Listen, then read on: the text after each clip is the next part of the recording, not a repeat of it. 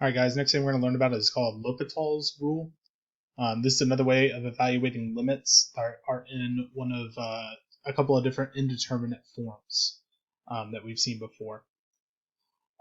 So first thing we're going to do is just evaluate some of these limits numerically using the calculator. And then we will review some of the other ways that we've done this, and then we'll learn L'Hopital's rule.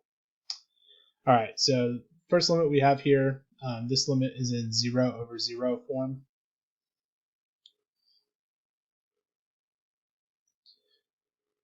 If we plug in 0 here, we get 1, minus 1 is 0, and plug in 0 here, we get 0.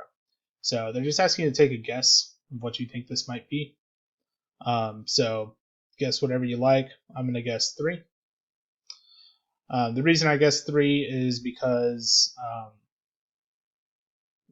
there was a 3 on the exponent here. So it might be right, might not. It's just a guess. All right, so we're going to plug this in 6 different times into our calculator using these different x values and see what we come up with. All right, so I've already plugged most of these in here. All right, so the first one, plugging in 0.1, we would get 0.3 as the exponent because 3 times 0.1 is 0.3. And that resulted in 3.499. So next to that one, we're going to put 3.499. All right, next one is 0.03 and then 0.01 on the denominator, so 3.045.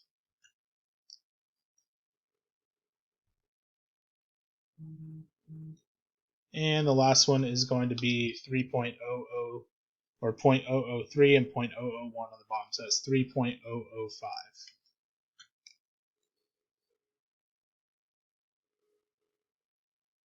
All right, and then plugging in the negative versions, because remember it has to equal the same thing coming from both sides to be able to for us to evaluate the limit there. So negative 0.3 and negative 0.1 is 2.592.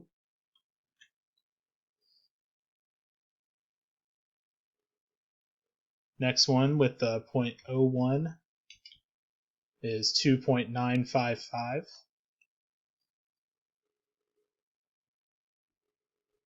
And last one with the 0.001 is 2.996.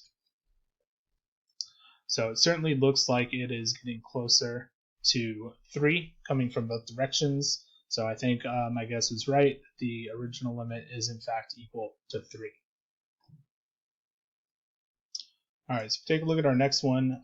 We have the limit as x approaches 1 from the right of 1 over ln of x minus 1 over x minus 1. So if we were to do our direct substitution here, if you plug in 1 to natural log, you get 0. So 1 over 0, or as you're approaching 0, that's going to approach infinity. Same thing happens here. We get 1 over 0. So 1 over something that it's approaching 0 is going to infinity. Infinity minus infinity is another one of our indeterminate forms, so we can't do this algebraically, at least not with the rule we haven't learned yet. So we're going to guess and we're going to look at it numerically. I have no idea what this is going to be. Let's guess 0. Infinity minus infinity seems like it should be 0, right? Let's plug in some numbers and see what we get. All right, so plugging in 1.1 for the x's, you get 0.492.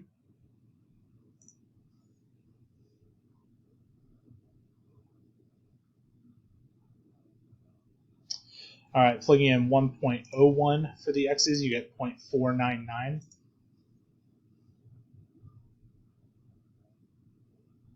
And plugging in 1.001 for the x's, you get 0.500. That fourth 9 is going to round it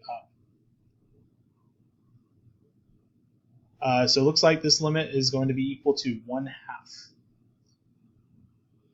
All right, one more that we're going to test out this way. So if we plug in infinity here, 2 over infinity is 0. 1 plus 0 is 1, so that's 1.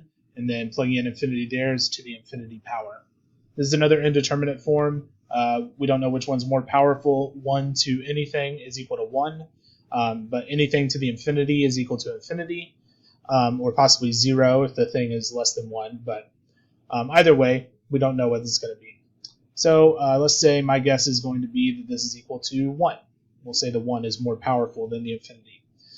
Since we are approaching infinity, we're just going to put in bigger and bigger numbers in here until we get to something that looks like we are close to what we want. All right, so I'm going to start by plugging in 100, which I've done here, 7.245.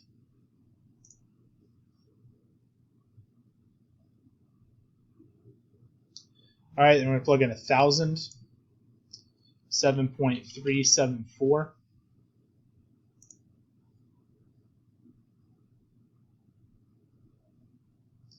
And we're going to plug in 10,000, and we get 7.388. So this one's kind of weird. It's not really approaching a number that we're comfortable with. Let's maybe try one more. Let's plug in 100,000 just to see what happens here.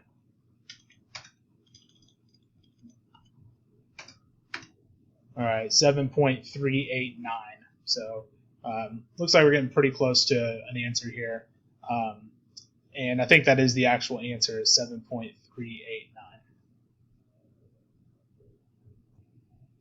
All right, next thing we're going to look at is just some review of how we used to do limits with indeterminate forms. So this first one, we've got, we plug in -1, square it, you get +1, and that's 2 minus 2, which is 0. Plug in -1 plus 1, that's 0. So 0 over 0, which means we have to do some algebra to handle this. All right, so looks like I can factor out, let me keep my limit notation in front here.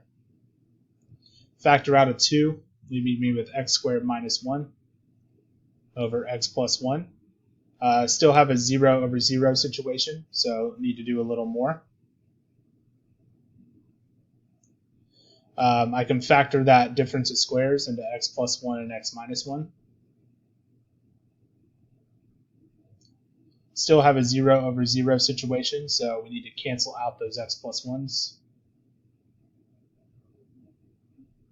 And that'll just leave me with 2 times x minus 1. Now I can do direct substitution. -1 minus 1 is -2. 2 times -2 is -4. And that would be our answer. All right, next one on the bottom here. If I plug in infinity, I get infinity over infinity, which is another indeterminate form. And anytime we have a limit as x is going to infinity, that's going to invoke our horizontal asymptotes rules.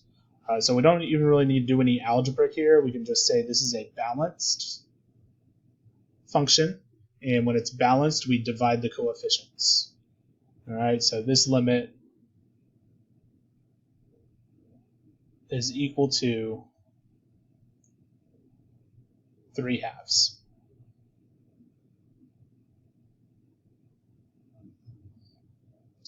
All right, last one. If I plug in 7, I get square root of 9, which is 3 minus 3, which is 0. And 7 minus 7 is 0. So we have a little more work to do on this one. So let's see, limit as x approaches 7. And this is going to be one where we want to multiply by the conjugate.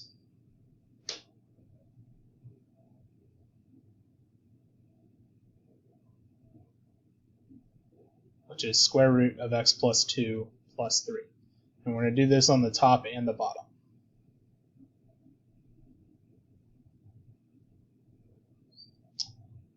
All right, so on the top, we are going to FOIL, or really this is just going to use the a squared minus b squared formula. So we end up with x plus 2 outside of the square root minus 9.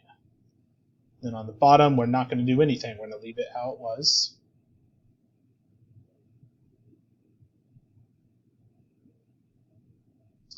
All right, and the reason we're leaving it how it was is because x plus 2 minus 9 is equal to x minus 7.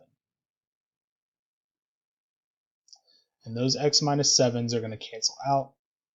That's going to leave us with the limit as x approaches 7 of 1 over the square root of x plus 2 plus 3. Now you can do direct substitution. If you plug in 7 here, you get square root of 9, which is 3, plus 3 is 6, and you have the 1 on top, so that's equal to 1 over 6.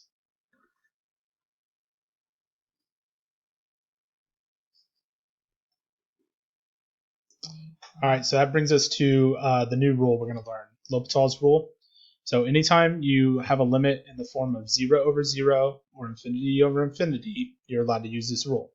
Okay, it can't be one of the other indeterminate forms, though, like infinity minus infinity or 1 to the infinity power. If it's any of those, you have to change it. So it's either 0 over 0, infinity over infinity.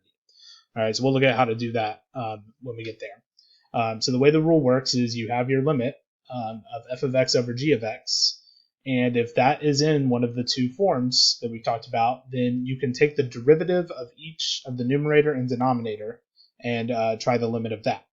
So the limit of this is equal to the limit as x approaches a of f prime over g prime. Now, if you can evaluate that, then you go for it. If you can't, then you can do L'Hopital again. You can do L'Hopital as many times as you need to until you get to one that works. All right, so let's try this first one. First thing you need to verify is that it's in the correct indeterminate form. So if I plug in 0, e to the 0 is 1, minus 1 is 0. And just plugging in 0 there, we get 0. So it is in 0 over 0 form. If this shows up on a free response question, that's exactly what you need to show as your first step. Otherwise, you're not going to get credit for it. All right, then I like writing an L apostrophe H to signify I'm doing L'Hopital's rule. And this is equal to the limit as x approaches 0. And we're going to take the derivative. So the derivative of e to the 3x is e to the 3x. Then don't forget the chain rule times 3. So I'm going to put that 3 in front. Derivative of 1 is 0. So that's it. Then on the bottom, we get derivative of x, which is 1. Okay, so now I do direct substitution again. If I plug in 0 here, I get 3 times 1, which is 3, divided by 1, and that's equal to 3. And there's our answer. Okay, you might remember that was example 1 from the first page when we did it numerically. So we got the same answer we got from the numeric version. All right, y'all pause this video and give number 2 a try and see if you can come up with the right answer. And then unpause it and see how you did. All right, so if I plug in negative infinity here, negative infinity squared goes to positive infinity. If I plug in negative infinity here, that's e to the positive infinity, which goes to infinity. So this is in infinity over infinity form, which is one of the two that we're allowed to have. So we can apply L'Hopital's rule. So this will be the limit as x approaches negative infinity of 2x over negative e to the negative x. All right, now if I plug this in, this will be going to negative infinity, and this one will be going to negative infinity. And you can think of it like those negatives cancel each other out, and it's in infinity over infinity form. So we can apply L'Hopital's rule a second time. Limit as x approaches negative infinity of 2 divided by e to the negative x. The extra negative 1 chain rule cancels out that negative that was in front. All right, so now I have 2 over e to the infinity, which is infinity. Anytime you have a constant over infinity, that whole thing's going to go to 0. When the bottom gets really big, the fraction gets really small and approaches 0.